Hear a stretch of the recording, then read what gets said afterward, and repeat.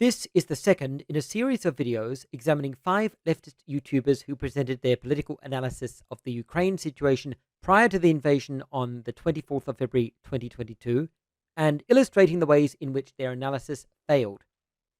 In this video, I'm examining the Grayzone. The Grayzone describes itself as, quote, independent news and investigative journalism on empire, end quote. It is typically supportive of authoritarian governments such as the Assad government of Syria, Putin's government in Russia, and the Chinese government.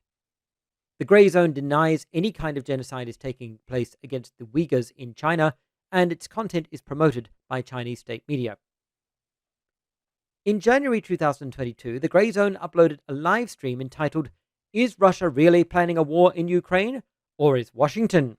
during which they interviewed Scott Ritter, an American former UN weapons inspector who in 1998 exposed false claims that Saddam Hussein held weapons of mass destruction.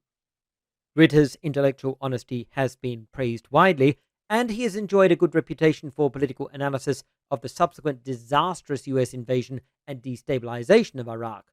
But we might question why he was chosen as a commentator on the Ukraine situation. This becomes clearer when we understand that Ritter currently writes for Russia Today, a TV network controlled by the Russian government and used as one of its international propaganda outlets.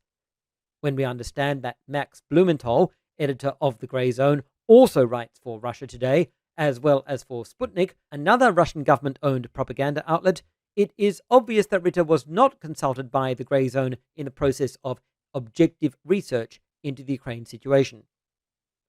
Remember that the Grayzone describes itself as, quote, independent news, end quote. If you're a paid employee of a state news service and you're interviewing another paid employee of a state news service in support of your own views, then you're not remotely independent and you should stop making false claims that you are. Ritter was clearly chosen to appear in the Grayzone's video because the Grayzone editors already knew Ritter would provide commentary supporting the pro-Russian conclusion which the Grayzone had already decided to push on behalf of the Russian government. This was not research, independent news, investigative journalism, or political analysis. This was simply state propaganda. While interviewing Ritter, the Grayzone said, quote, "We've seen claims by the US government that Russia is planning to invade Ukraine," end quote, before citing a recent article by Ritter, which they claimed, quote, "goes through it kind of systematically and picks apart the claims about Russia's supposed invasion of Ukraine," end quote. They also quoted directly from Ritter's article, specifically the part which said Russia's plan to invade Ukraine, quote, "exists only in the US and NATO imagination," end quote. Helpfully, the Grayzone stated explicitly that Ritter's article was published in Russia Today, so we know it was state-sponsored propaganda. So in their video on the Ukraine situation, the Grayzone, one of whose editors writes for Sputnik and Russia Today, two Russian state-owned propaganda outlets, interviewed Scott Ritter, who also writes for one of those Russian state-owned propaganda outlets. Additionally, their video claimed explicitly that the idea of a Russian invasion existed, quote, only in the US and NATO imagination, end quote. This was clearly supporting the Russian government's official narrative on the topic. In another video on the 25th of January 2022, entitled US and UK Escalate Russia War Fever, but NATO Splits Over Ukraine Emerge, the Grayzone interviewed Richard Sakwa, Professor of Russian and European Politics at the University of Kent.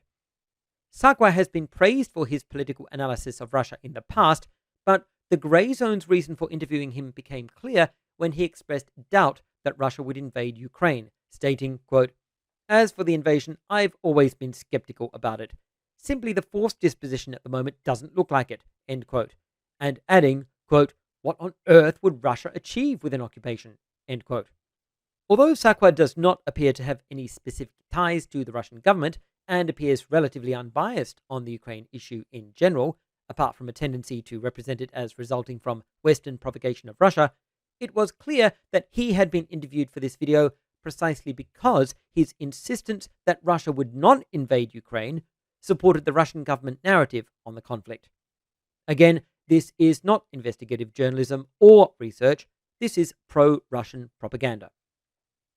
In mid-February 2022, still before the full-scale Russian invasion, the Grayzone published another live stream entitled "Russia Recognizes Donbass Republics on Eve of War" with Russell Texas Bentley in Donetsk, in which they interviewed an American soldier in the Novo-Russian Army, a military force belonging to the Russian-led separatist republics of Ukraine.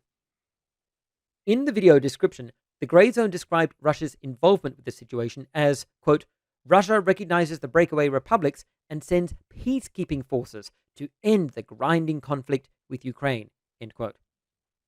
This description seems to have been the Grayzone's last-ditch attempt to avoid acknowledging that events were completely contradicting the narrative they had been pushing all along. Instead of calling it an invasion, they described it as Russia sending in peacekeeping forces to protect breakaway republics. Yet again, the interviewee they chose was someone who supported the Russian narrative, and in this case, the interviewee was someone with a deep personal investment in fighting Ukraine and supporting a Russian invasion.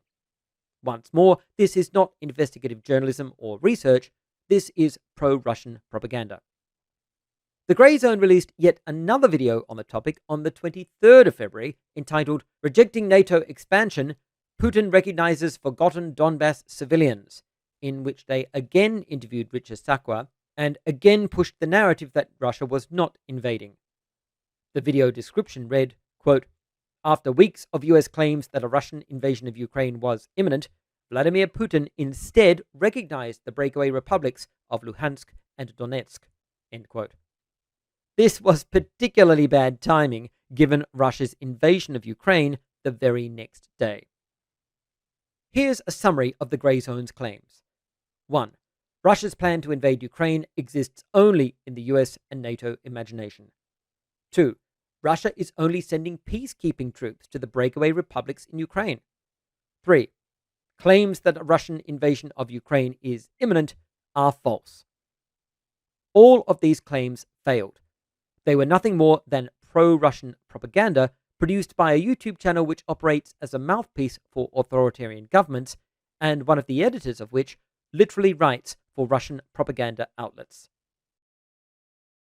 Finally, I'd like to thank my generous patrons: Elias Asvig, Duran Barnett, Alexander Curzon, Shawnee Young, Andy Chaos, Tibby LTP, Niels Rethlin, Matthew Simmerall, Thomas Leonard, Martin T, Ben Lindquist, John Larkin, Love You More, Noah French, Aaron Johnson, Emily Kugler, David Johnson, Be the Heretic, and Dusty Bob.